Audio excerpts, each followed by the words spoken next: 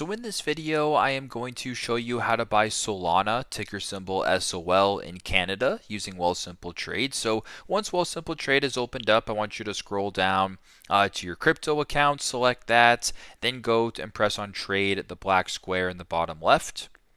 At the top search bar area, go ahead and type in SOL or Solana, and then select the one that says Solana cryptocurrencies.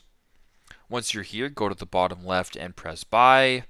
Now type in the amount of Solana that you want to purchase here. So if you wanted to do $6 worth, I would type in 6. It'll then show you how much Solana you'd be purchasing. And if you want to go to the next step, press on review.